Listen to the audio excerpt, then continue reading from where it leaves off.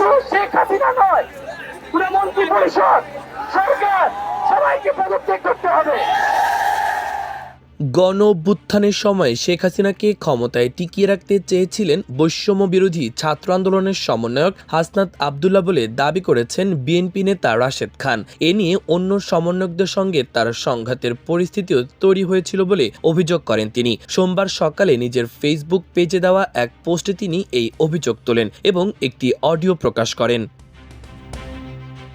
রাশেদ খান তার পোস্টে লেখেন, নাহিদ আসিফ ডিবিতে মায়ের খেত আর হাসনাত সার্জিস ডিবি কার্যালয়ের পুকুর পাড়ে জুস খেত। তিনি দাবি করেন কেন তাদের জুস খাওয়ানো হতো তার প্রমাণ প্রকাশিত অডিওতে পাওয়া যাবে। আমি কখনোই কনফ্লিক্টে যেতে চাই নাই, কনফ্রন্টেশনে যেতে চাই নাই।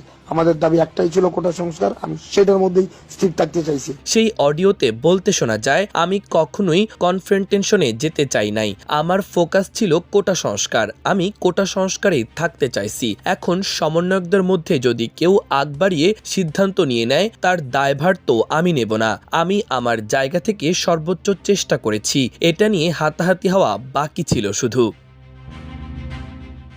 বিএনপির সংসদ সদস্যদের উদ্দেশ্যে তিনি বলেন, আমি বিএনপির এমপিদেরকে বলবো সংসদে সে যখন বেশি কথা বলবে তখন এই অডিওটা বেশি বেশি বাজাবেন। রাশেদ খান আরও অভিযোগ করেন যে হাসনাত ও সার্জিস মূলত আওয়ামী লীগের পক্ষের লোক। তার ভাষায় প্রকৃতপক্ষে তারা আওয়ামী লীগের পক্ষেরই লোক। তিনি জানান, আওয়ামী লীগ নিষিদ্ধের আন্দোলন ছিল তাদের পূর্ববর্তী দুর্বলতা ঢাকার কৌশল।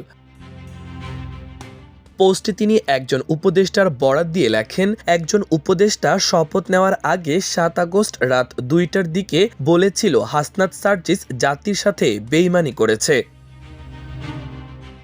গণ অভ্যুত্থানের ইতিহাস নিয়েও মন্তব্য করেন রাশেদ খান। তিনি বলেন, উপদেষ্টা আসিফ মাহমুদের বইয়ে গণ অভ্যুত্থানের কেবল ইতিবাচক দিক উঠে এসেছে, কিন্তু হাসনাত সার্জিসের বেইমানের ইতিহাস আসেনি। তিনি সতর্ক করে বলেন, আসিফ মাহমুদের বইয়ে গণ অভ্যুত্থানের শুধুমাত্র ইতিবাচক দিকটা উঠে এসেছে, কিন্তু হাসনাত সার্জিসের বেইমানের ইতিহাসটা আসে নাই। আশা করি পরবর্তী এডিশনে আমরা সেটা পাবো, আর না পেলে ৭১-এর মতো ২৪-এর বানোয়াট ইতিহাসই আমাদের সম্বল হবে। এ বিষয়ে এখনো পর্যন্ত হাসনাত আবদুল্লাহ, সার্জিস আলম বা সংশ্লিষ্ট অন্য কারো কোনো আনুষ্ঠানিক প্রতিক্রিয়া পাওয়া যায়নি।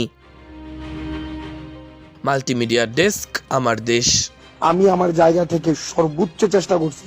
এটা নিয়ে হাতাহাতির পর্যন্ত হাতাহাতি শুধু হয় নাই, হাতাহাতি ছাড়া যত ধরনের বাকি আছে সবগুলাই হয়েছে।